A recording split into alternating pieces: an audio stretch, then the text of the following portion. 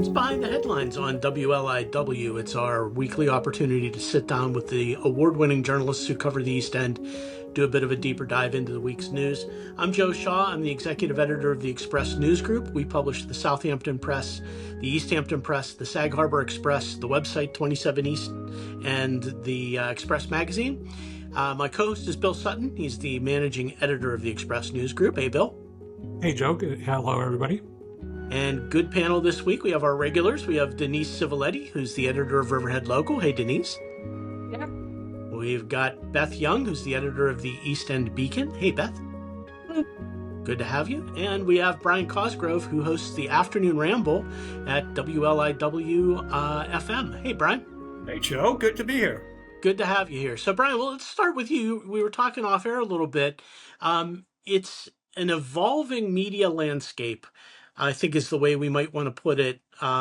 So many changes and so many challenges to media organizations across the board. And you know, these are conversations I think we're all having in our newsrooms and in our offices and in your studios, that we are all facing very different kinds of challenges. And just the media landscape seems to be evolving all the time because of this. Let me ask you, Brian, we've been talking quite a bit lately because of where we're having this conversation and the fact that we have you guys on the panel. The recent cuts to the Corporation for Public Broadcasting, which affects NPR and public television and a lot of stations who deliver those programs. WLIW FM and the television station being two of the outlets that are going to be affected. I'm wondering, Brian, have you seen what's the conversation around the WLIW FM offices? You know, you're the only NPR station on Long Island. You're out of Southampton Village. Are you guys feeling it? What's it like on the ground level at the radio station? Well, you know, Joe, I really can't speak for anybody else, but I can tell you that just being all of 1 week into the official cuts into it, that it's certainly made me think about what's going on, you know, and I find it more than a coincidence that on the very same day that it was official that our funding got slashed, that Stephen Colbert got canceled, that the Wall Street Journal is getting sued. So it seems to me that this is more about ideology than it is about being a free press, or more about the possibility of criticism. And I think there's a big misconception of public radio that people don't realize we are much more about community. I mean, the fact that we have this very show and that you guys are so generous to do it, and I get to talk to you, also I get to talk to you and Bill every Wednesday at 1:45, and you share other things with me, and I talk to other newspaper editors. We're all about, our primary purpose is serving the community and also the arts as well. And as you know, we play a lot of local musicians more than any other radio station. And I only say that I wish other radio stations would play more, and maybe they will, but we're able to do it because of the nature of being a non-commercial station, right? So I'm concerned. I'm concerned because for many reasons. And I'm trying, you know, of course it was like a punch in the gut when it first happened. We saw it coming. But now as I start to think about it, you know, I'm fortunate enough to have a little place here on the east end of Long Island that I own. So far, so good. I'm able to make the payments. But just about half of my mortgage payment is town taxes, right? And I live alone, right? I don't have any children. I've never had any children, right, for that fact, but a lot of my town taxes go to schools, right? That's the way it is. I think it's a good investment. I think, you know, schools are a good investment. What goes on in the school system, I could be more involved in, right? Maybe if I had a child, I would be. But I mean, I'm talking about thousands and thousands of dollars of my local tax money that goes to schools, and I don't have any kids, never had any kids, right?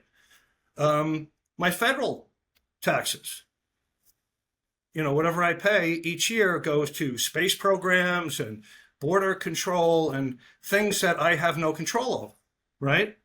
Or maybe I do if I would speak up much, or maybe I can go and let my voice be heard. I don't know if I could do a whole lot in that.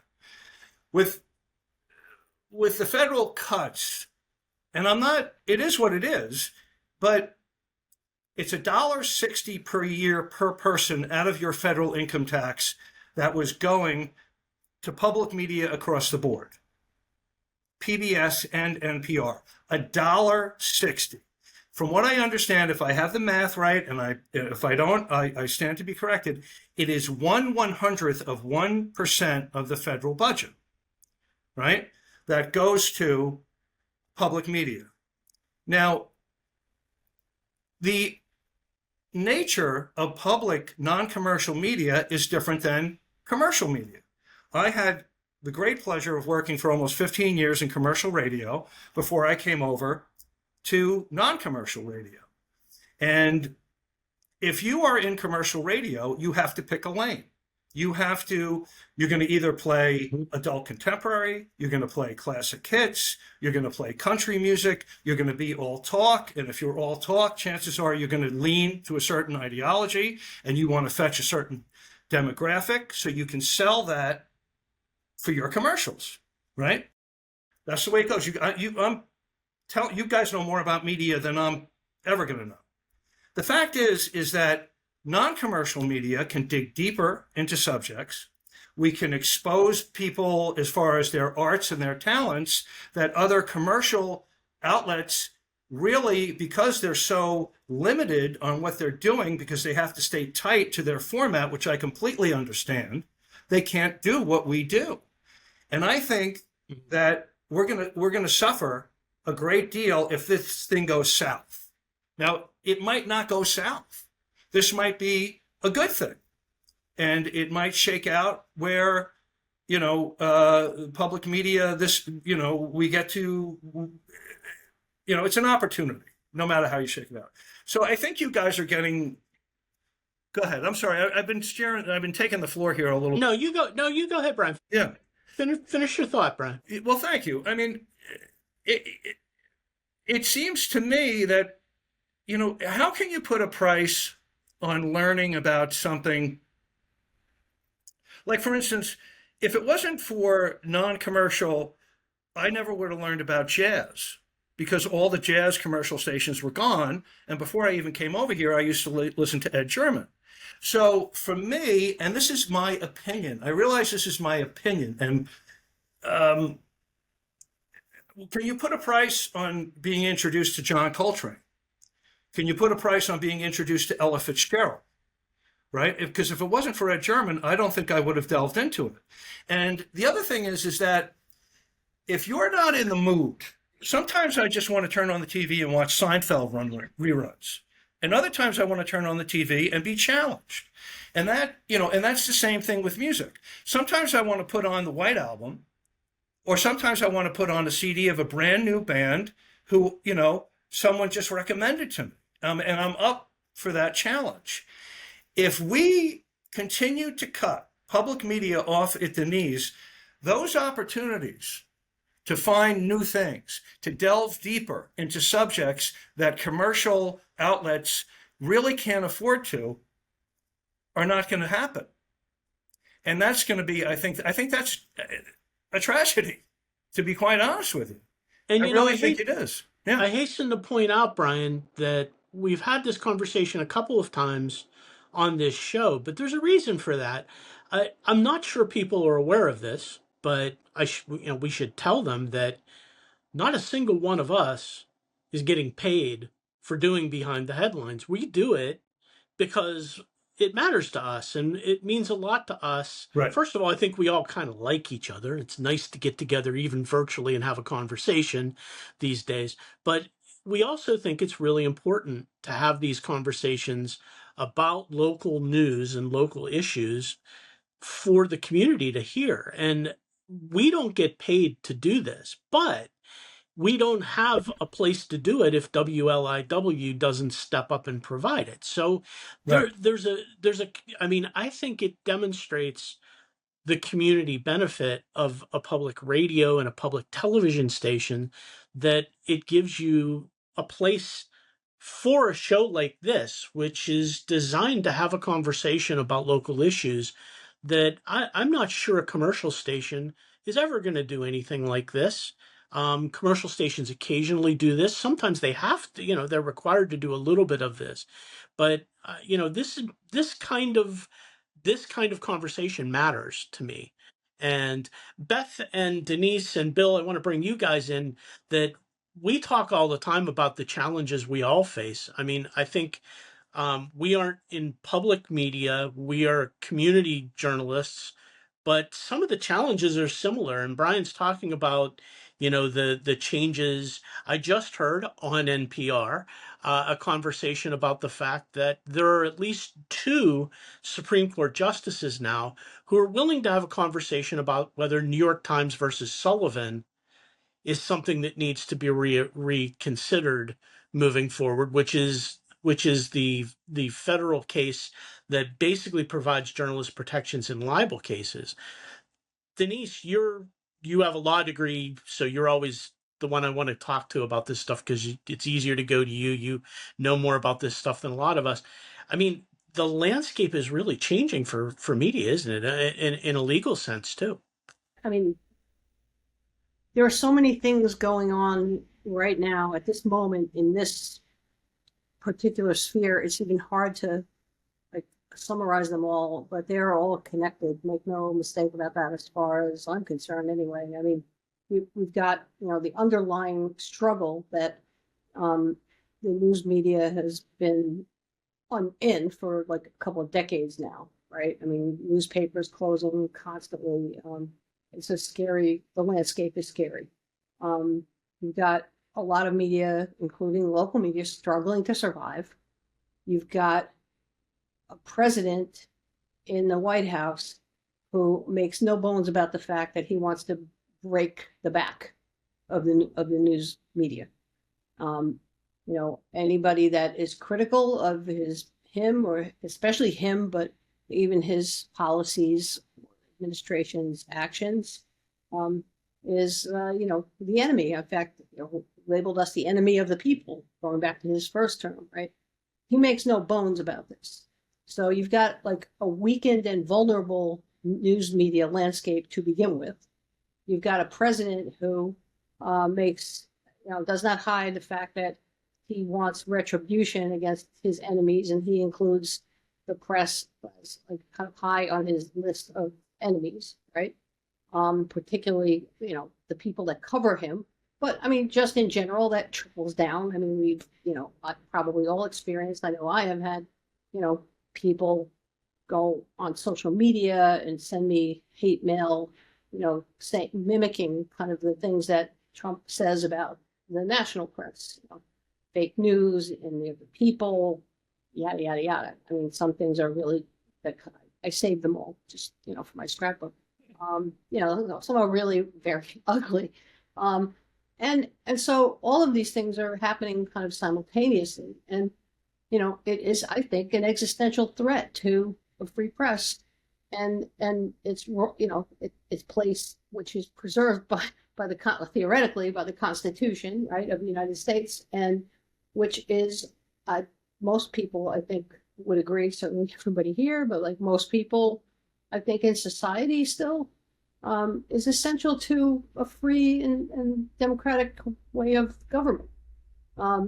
So I think it's a really serious thing. And, you've got the cuts to public media because of an axe to grind. You've got still not clear exactly what happened to Stephen Colbert, but a lot of people don't think it was strictly financial decision that the network said. There's like pressure being exerted with the leverage of media companies that want something from the federal government, whether it's merger approval or license renewal, right? And a president who is unconstrained in terms of, pressing those levers and trying to get his way and suing, I mean, the $10 billion lawsuit against the Wall Street Journal that was filed the day after they published a story that said that he was apparently the author of this birthday letter to Jeffrey Epstein. Just the way he and his press people speak to reporters who dare to try to ask a follow-up question or ask a question that they don't like.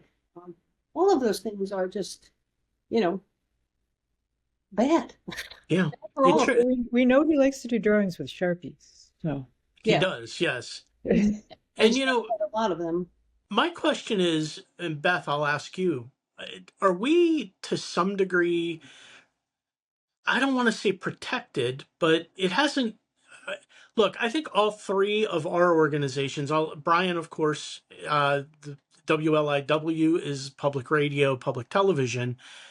All three of our news organizations are independent. We are privately owned. You guys are the owners of your organizations. Bill and I work for an independent company that's owned by a couple that lives in Sag Harbor.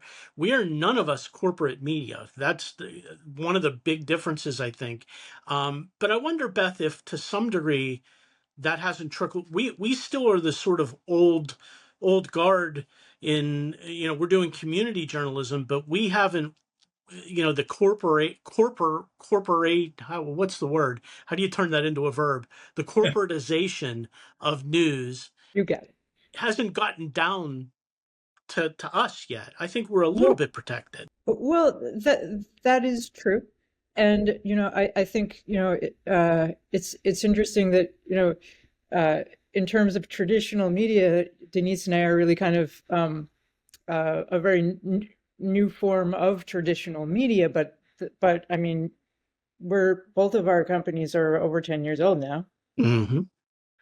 And to some degree, you sort of represent the way news media always used to be with with a digital edge then. Right. Yeah. Well, yeah, the point I want to make is that there are a lot of local podcasts now. There are a lot of local newsletters that are going around. There's a lot of local social media channels that consider them news social media channels. And these are even newer than what Denise and I are doing. And they are not necessarily started by people who have a background in journalism or a background in, getting to the bottom of things. And that can, you want to support these things because they're new and they're innovative and they're generally run by local individuals. But there's also, a little bit of a danger that they don't have the institutional knowledge that, particularly a local newspaper like the paper of record, the Southampton Press, all the papers of record out here have historicly had. I mean, we have ethics.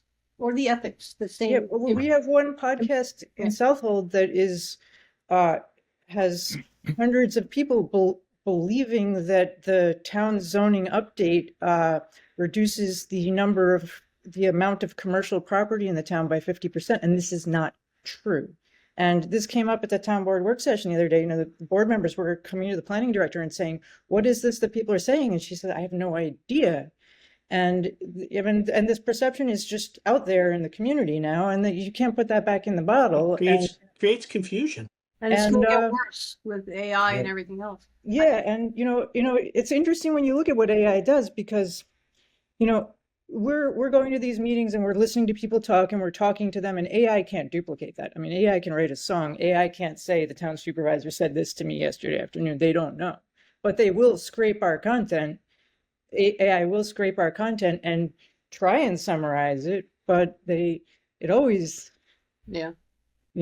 has trouble so far. Mm-hmm. It is learning quickly though, but it still can't do that reporting. Sorry, I would push back on the idea that the local media, maybe like here, the local media has not been corporatized, but I think we're seeing that on the local news level around the country. And I think you're absolutely right. I think we are sort of exceptional that way. I mean, Patch is a corporate entity, a big corporate entity that was started by AOL, was purchased by like a hedge fund guy, right? I mean, Hale Global, some kind of, right? So I mean, that's, national. And that's a trend all across the country at local newspapers. A lot of dailies, but weeklies too are getting scooped Yeah. up by these, And next door. yeah. So I think that's, maybe that hasn't impacted our organizations directly yet, but I don't think it's a stretch to, to assume that that pressure will be there, especially as the vice, turns and it gets tighter. All Absolutely. of our There's operations. so many headwinds and so many other Yeah. challenges we face. So Bill, I want to talk about going back to public public media. I wrote a newsletter. I do a newsletter every week for our subscribers that just Cup of gives me Joe. yeah, cup of Joe gives me a chance to sort of riff a little bit on what's on my mind. And I talked a little bit about this issue and public radio and public television in particular, and argued that the cuts really have the potential to be damaging. I did get a couple of thoughtful responses from people, and the other side of this is they say, I hear a lot of liberal commentary. And by the way, I think a lot of people would point maybe to the conversation we're having right now and say that's critical of the president, it's critical of this, and that's all characteristic of public media. Why should public media get public funding for that? And that's it's a tough argument to counter, but my counter has always been you can disagree with the content, but if you cut the public funding to a lot of these stations, the local aspect of the programming is what's going to suffer. It's not going to be NPR. You're just going to lose your local voice. I agree, and I think that that goes to Brian's point too, is that these stations are in some cases the only local content, and in some cases these stations are the only stations that are giving residents in smaller communities, content during emergencies and instructions in emergencies. I do think that there's a valid question as to why some public media should be supported by tax dollars. I think there's a legitimate argument there. I don't agree with it necessarily, but I think it's a legitimate argument, and I understand that argument when some of the content and is most likely have a liberal bent. I think some of our content has a liberal bent. I think there's a reason that people have adopted the phrase, liberal media. I think people with a liberal bent tend to filter toward the media or have traditionally. So I think there's a question there, but I think my answer would be is I think Brian said it earlier.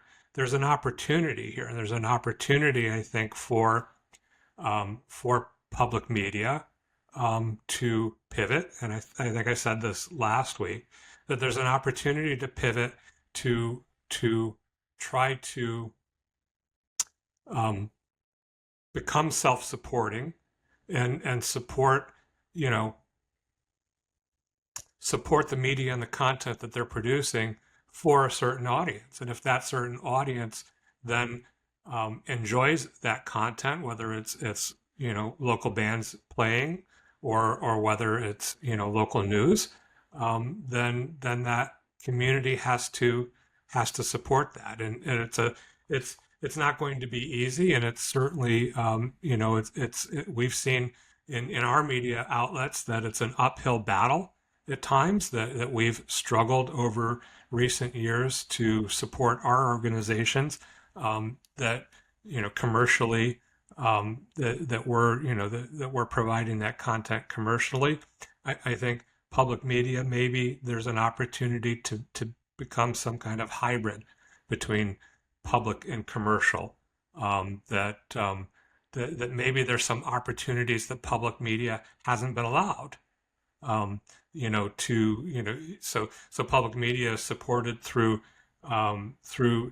donations and also, I mean, what do you call the spots that are on public media? Underwriting. The Underwriting. underwriting. So maybe underwriting expands a little more to be to allow a little more commercialization of that, so that companies come in rather maybe it's not a commercial, but maybe some of the limitations on that underwriting have become eliminated or expanded a little bit more, so that more companies or more entities, I should say, can become a little more interested in supporting that media, and people who are enjoying that media, whether it's a liberal bent or not, then have to step up and support it a little more. The only thing that's difficult about that, Bill, is even I think we can all attest that getting readers to subscribe, getting advertisers to advertise on local media is always a challenge for everybody, and that becomes a challenge then too. Brian, I'm going to let Of you course it have. is. I mean, and that's Yeah. when I said it's Yeah. been an Well, uphill battle for us for the past 20 years, and sometimes I think people wonder if there's an end in sight, and I think that's true. I think when you're talking about small rural stations, it's going to be really very difficult, and I think that's the unfortunate. Beth, They're going to be the ones that are going to face the axe first. go ahead, Beth.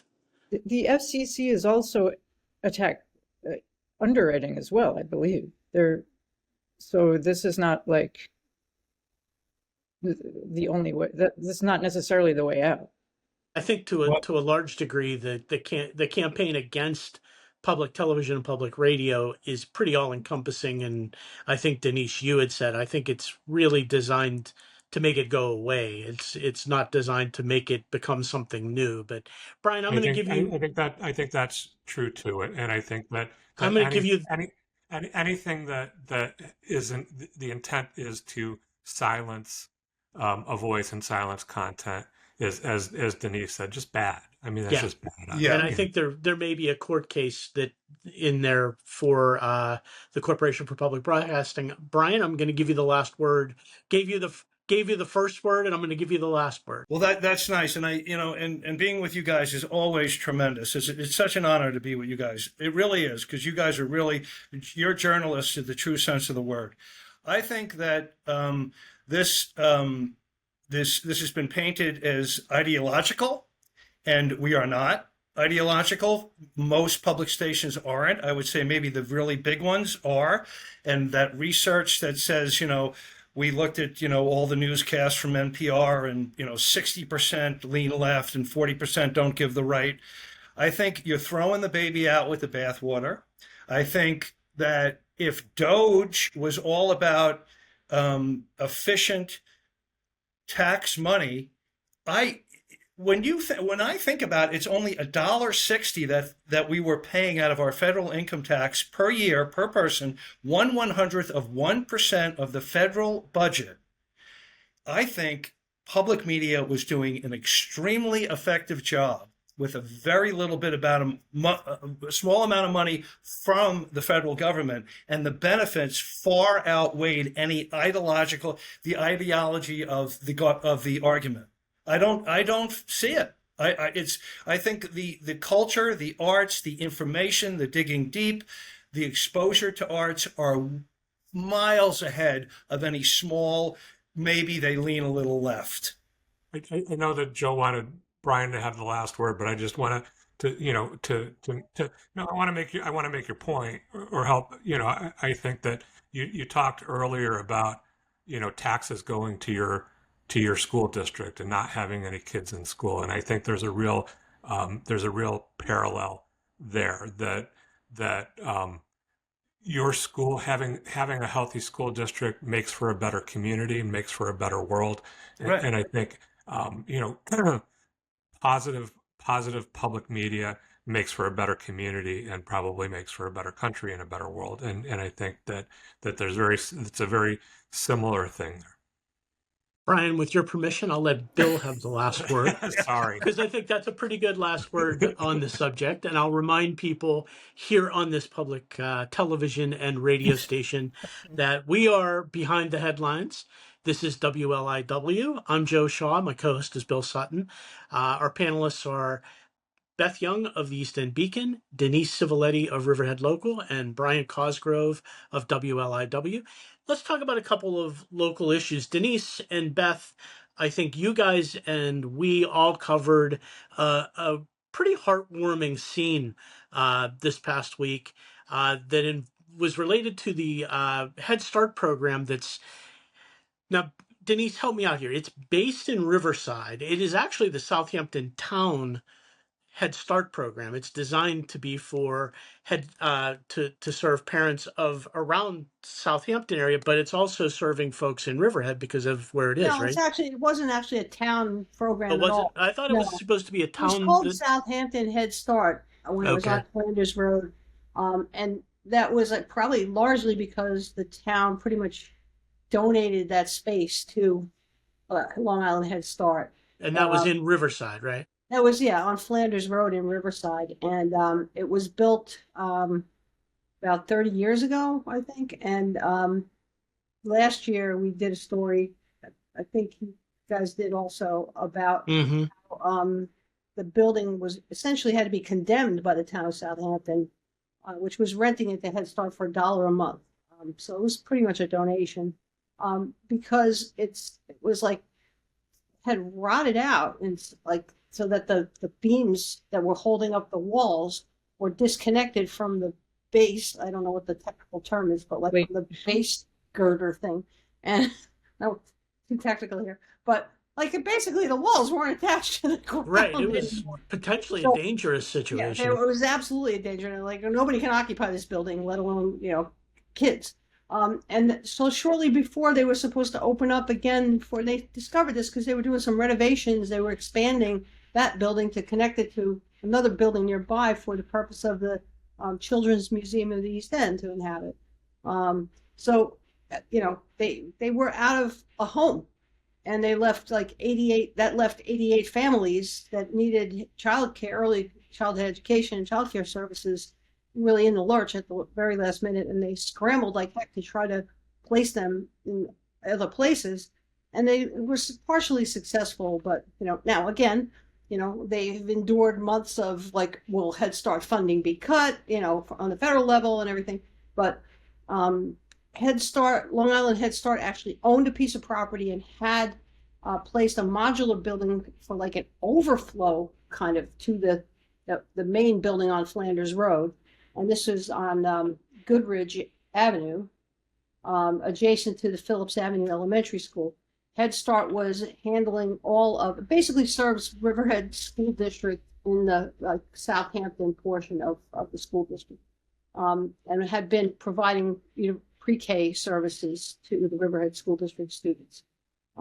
That's changed a bit, but anyway, so they wanted to rebuild that site, and they decided that was the best course of action. They wanted to rebuild that building, or take it down rather, and build a new one there. And Still an uphill battle because that's an expensive project.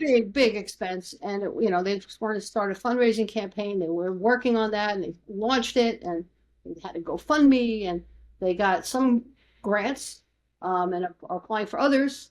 And they had this whole presentation at outside of this, what is like fair to say, derelict building on Goodridge Avenue that they once inhabited for this overflow. And at the very end of it, Assembly member Tommy John Schivoni, who had spoken earlier, he got up to the podium and he said that he wanted to. The one hint that maybe something big was coming was that the Speaker of the Assembly, Carl Hastings, was there, and he said that the Assembly, the state was committing $2.25 million to this project, and that's a little more than half the projected cost of the new facility. And the response to that announcement was just something you don't see every day, no matter what you're covering. It was really amazing. That was genuinely a surprise to the Head Start folks, right? Where they were all like the best actors in the whole world. Because they just the people, they emoted and just started crying. And I mean, I got a picture of the CEO of Long Island Head Start with her face in her hands, crying, and Tommy John looking, and some other people. I turned around, and other people are crying. It was like It everybody was was crying. it was It was such a nice moment. It it was really a was. great moment, and one thing in talking with them on and off for the last year, like what a incredible group of people they are or seem to be at the Long Island Head Start on their board and the people that work there and stuff.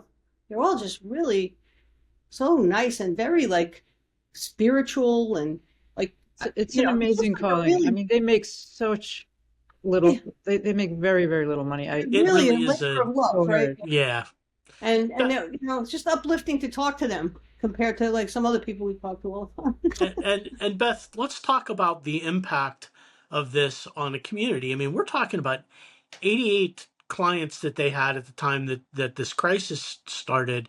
I mean, this is a large group of families that are affected significantly by not having this program in a stable environment, right? I mean, this is a huge deal.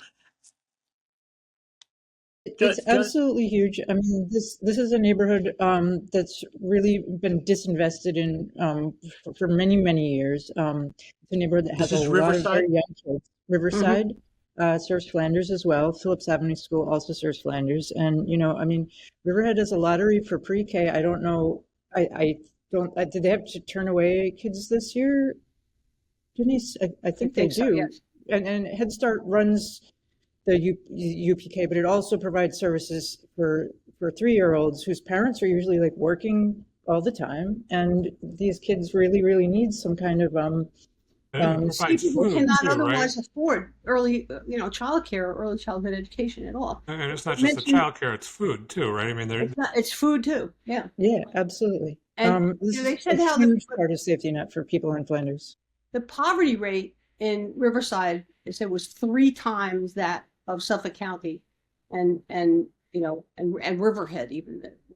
So, it's just the need is so deep and so real there. You know, it's unbelievable. yeah. But and we should say there still is a real challenge there for these folks to raise some more money, right? They've They've got a still lot got of some money to raise to make this happen. I think the state grant makes it a lot more feasible though, and I imagine, They can get um, started. yeah, that it gives you a place to start from at least. Yeah. Once you have some money, it's easier to raise some more. Yeah, I just thought it was But such a nice story. this is a really worthwhile investment. Yeah. Yeah. It really impacts a lot of people's lives. And we should say that as a lot of the federal cuts are taking place and being threatened, New York State is actually stepping up in some instances and covering some of those issues, and it's going to fall to the local communities to step up a little more too. So it's gonna lead to some real challenges. Project 2025 called for the elimination of Head Start, all funding for Head Start. Mm-hmm. But how does that work with? I'm sorry. Well, and I was going to say, and it was unknown what was going to happen in the fiscal year 2026 budget proposal that the president was to release, but it in fact survived, and it's staying no increase, but in the president's budget for 26, it's the funding level is the same as what has been reported in 25. Beth, I wonder if there's a line that Head Start might be on the other side of, that it really does become very difficult to justify that kind of cut. Well, there's also the fact that they are providing the universal pre-K services, which are New York State services. So there might be some funding. I don't know the details, but there might be some funding through that. So that might make New York's programs a little bit more safe. But I mean, this is, the fact that there's a waiting list for UPK in the Riverhead Central School District is really big deal. Mhm. These kids need some place to go. And Absolutely. private daycare is out of the reach of a lot of people. Another And story. It's not even just caring for them.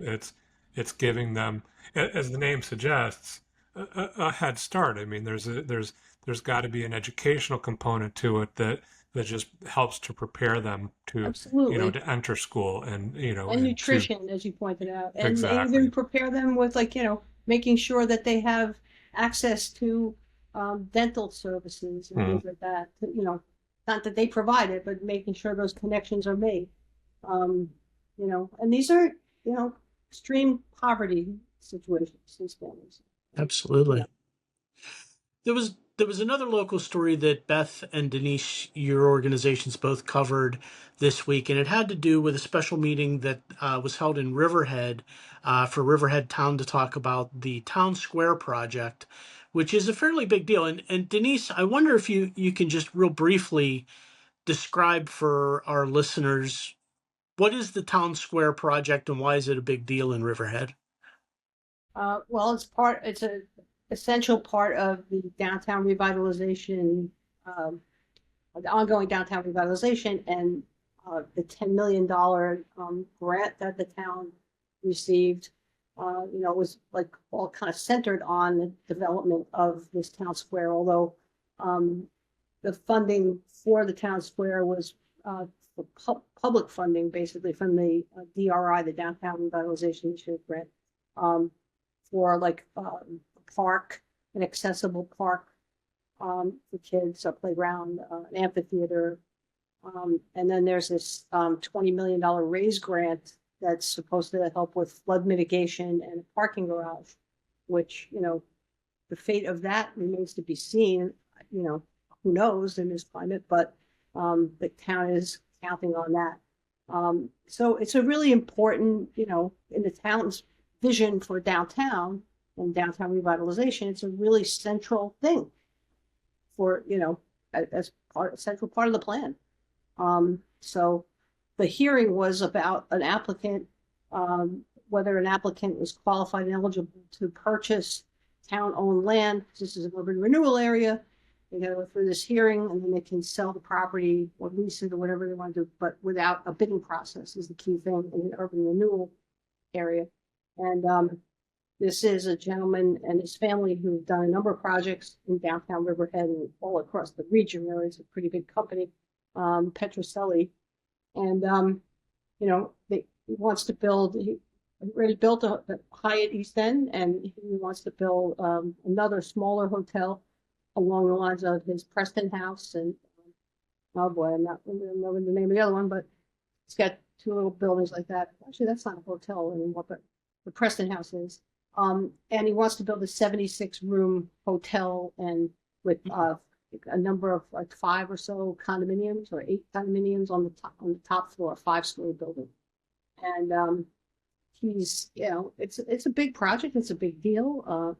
And, you know, it's controversial in that a lot of people really, you know, cannot abide the tall buildings, the 5-story buildings in downtown Riverhead. They're very opposed to that still. That wasn't the subject of this hearing, but a lot of people spoke about that and focused on that. I don't think, I don't think there's any chance that the town is going to say this builder is not qualified and eligible. He's done a lot in the town. He's, I don't know if like a favored son. He's not a son of the town, but he, you know, the town has a lot of respect for him, and I got to say, well deserved. I mean, you know, he's done really nice projects. He's refurbished old buildings that were falling down, including Did the renovations on their new town hall. He did that company actually built that building. That's the new town hall. They Right. built that for Suffolk County National Bank years back. Right. You know, they built the Long Island Ducks Stadium. Like, it's a big company, and they know how to do what they know how to do. And so, you know, I don't know. There are people that are opposed to this, opposed to him. I think some people, but I think from where the Riverhead Town Board sits, you know, they couldn't find anybody that's a more perfect fit with more experience in Riverhead, that's got investments in Riverhead, et cetera. So I don't think there's any question. What were your impressions of the meeting? Well, I mean, I think a lot of it is process, and I think, you know, this is something that, you know, in Riverhead, Denise deals with these headaches every day. Like, the town didn't have the financial documents up before the hearing, so that people couldn't really examine them. I mean, Or were they available at the hearing? Yeah, at the hearing, they handed out this nice bound book full of pretty pictures, and with a flourish to the press only, and we looked through it, and it was just a bunch of pretty pictures. And then they read the financial documents, but not like line by line. And a lot of people said, the purpose of a qualified and eligible hearing is to look at their documents and have the public ask questions about the documents, and the public didn't have access to the financial documents ahead of time. Now, they've since been posted on the town's website, and the public comment is open through August 1st for written comments, so they can submit written comments. But as Denise said, I mean, I can't see them. So what exactly is the purpose of Accepting this this. designation, the qualified and eligible It's designation? What does basically, that grant to him? it's a way that it's a mechanism in the New York State Urban Renewal Law that allows a municipality to sell or otherwise convey municipally owned property without a public bidding process, without going to an RFP, and without, in the law, without an appraisal even. But they had an appraisal done and stuff for this. So, I mean, it's a way to do that, to make redevelopment of designated urban renewal areas, which are historically kind of depressed areas, right? Inspire redevelopment in those areas. Am I correct, Denise, that part of it is you don't necessarily want low bidder in those circumstances? You want to have some control over the organization you're picking to work with for a development project like that. Because you want to be able to sort of influence what the project is going to be, and the end. And it's municipally owned land, as you said. It's the Riverhead Town owns that property. Now, they are selling it to him, and there was another, again, Beth was talking about this, but there was this rumor going around that they were giving the land away to him. It's not the case. They're selling one of the lots for $2.6 million, the one that they're going to build a hotel on. Yeah. So, And he's also going to be developing the public land as a town. This is kind of off on a parallel path here, but so much of what we're talking about lately are new hotel projects. Yeah. There's a lot of that happening, right? And on the East End, that was not something that we saw a lot of over the last quarter century. I mean, you just didn't see a lot of hotel projects, but it seems like the dinner bell is ringing, and there's a lot of projects that are coming through with that are about hotels. Well, yeah, I mean, I think that also ties into, the lack of housing stock and the fact that there's so many short-term rentals and all of that. But I think one of the things I've been hearing a lot this week, and the Suffolk County Water Authority issued this alert asking everybody to tamp down their water use this week. The first time they've done that since 2022. And a lot of the feedback I'm getting here is, hey, the towns are approving all these hotels, which are huge water users, at a time when, they're telling everybody, all the residents, to stop irrigating. So, that's something that, when we're thinking about, local land development boards, we're not really thinking about water use that much because we've always kind of deferred that to the Suffolk County Health Department. And that's just something that doesn't come into play in local development project considerations at this time. And I don't know, the public at the moment seems a little bit galvanized by that. So we only have a couple minutes left, and there's a couple of topics I still want to hit. And Beth, one of them is a story you did this week about on the North Fork, the Rural and Migrant Ministry. Do I have that correct? Talk about that story a little bit. What? Yeah, this is an organization that's been around since the early 1980s. It's throughout New York State, but they have a center in Riverhead, and they've historically done a lot of outreach to farm workers on the North Fork. They're not really well known. They don't have splashy benefits or anything. They're nonprofit. They do have some religious affiliations, but they when I was a kid, they used to do things like get safety vests for farm workers who were riding bicycles to work so that they'd be seen on the roads and give them lights. And I think they help with food. And they also, at the moment, have a summer camp program for kids whose parents are out working during the day, which, a lot of people think that farm workers don't have their families here, but a lot of them do. So they provide a lot of very vital services, and they provide them really kind of under the radar. So on Sunday, July 27th, which may be today or yesterday, today or tomorrow, depending on when you're listening to this.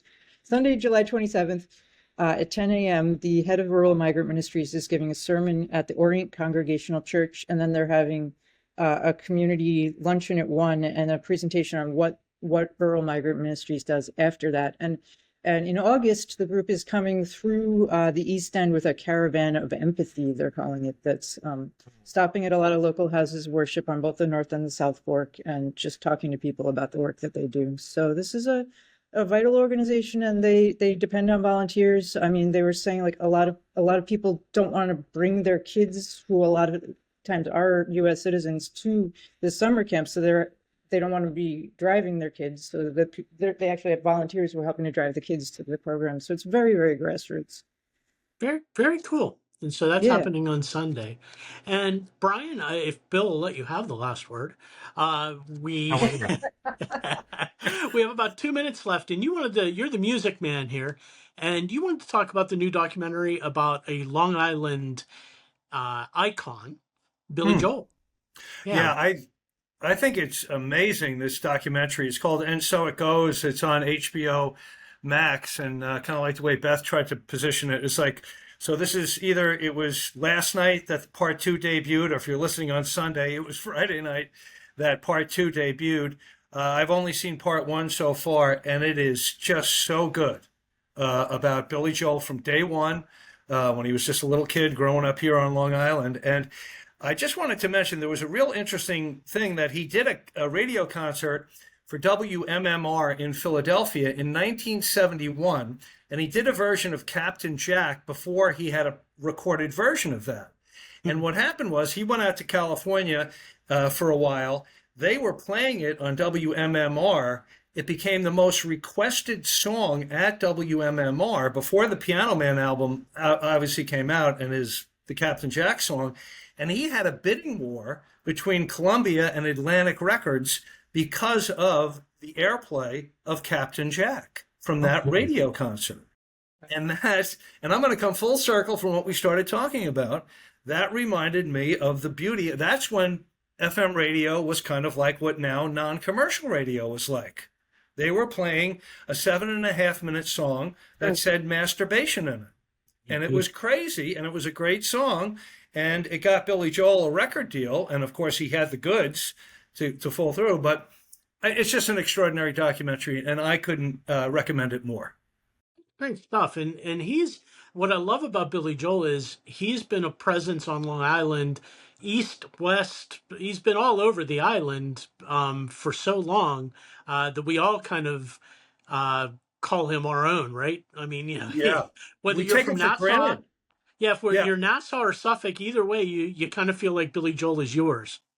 I take him for granted. He is really Yeah. extraordinary guy. Yeah. And he's had such an incredibly long career too. And So warts and all. That's the great thing about this documentary. Warts and all. It's really revealing. Yeah. yeah, that's awesome. I'll have to definitely check it out. I haven't actually seen it, so I'll have to go look for it.